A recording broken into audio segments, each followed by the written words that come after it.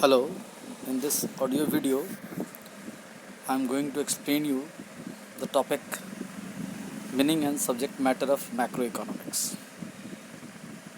As we know, we have already discussed what is microeconomics, the subject matter of microeconomics, its importance and limitations. Now in this audio video we will understand meaning and subject matter of macroeconomics. देखिए, आप micro के बारे में क्या पढ़ चुके थे कि माइक्रो इकोनॉमिक्स इंडिविजुअल लेवल पे, जैसे individual firm, individual consumer, individual seller, individual buyer, किसी इंडिविजुअल कंपनी, किसी इंडिविजुअल प्रोडक्ट के बारे में डील करता है. बट मैक्रो इकोनॉमिक्स दूसरी तरफ इकोनॉमिक्स का वो ब्रांच है जो economy as a whole deal करता है. Macro economics does not deal individually about any one single consumer, single seller or single firm or single industry. It deals the matters or the issues concerned with the economy as a whole. अब यहाँ देखिए, यहाँ क्या लिखा हुआ है. The word macro is derived from the Greek word macros meaning laws. मतलब Greek शब्द macros से निकला हुआ शब्द है जिसका अर्थ होता है विशाल.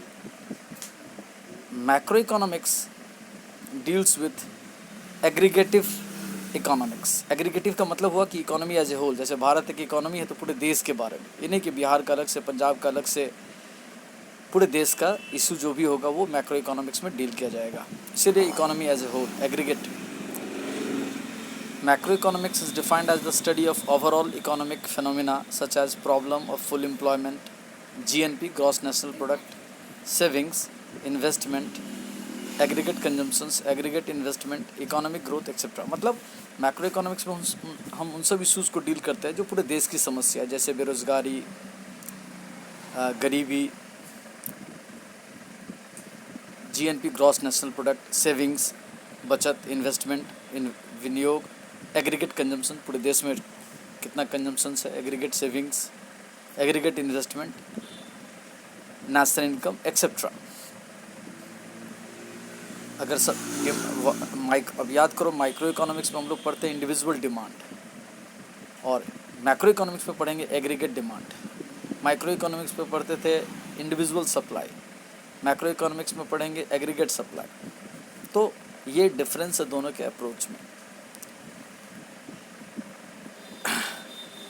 माइक्रो इकोनॉमिक्स में पढ़ते थे कि प्राइस बढ़ने घटने का किसी प्रोडक्ट के डिमांड या सप्लाई पे क्या असर पड़ता है, और यहाँ पर पढ़ेंगे कि प्राइस बढ़ना या घटना इकोनॉमी के लिए एक समस्या है, या तो इन्फ्लेशन या डिफ्लेशन, तो वो कैसे, उसको कंट्रोल कैसे कर सकते हैं, वो सब इश्यूज़ को समझेंगे. So we have already understand what macro economics is. The study of macro economics is used to solve many problems of an economy like monetary problems, economic fluctuations, general unemployment, inflation, disequilibrium in the balance of payment position.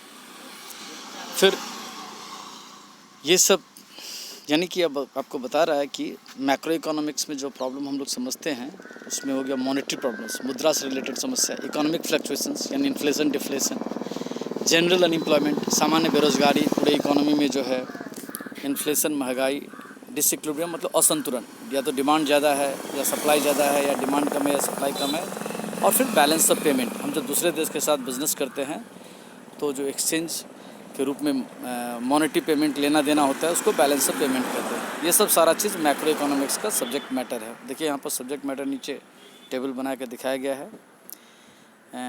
Theory of income and employment, theory of general price level and inflation, theory of economic growth, theory of distribution. तो इसमें ये जो पहला 2 topic है वो आपके syllabus का हिस्सा है, बाकी 2 टॉपिक आपके सिलेबस का हिस्सा नहीं है. ठीक है, इसको आप समझिए, प्रॉब्लम हो तो फिर इसको बताएंगे.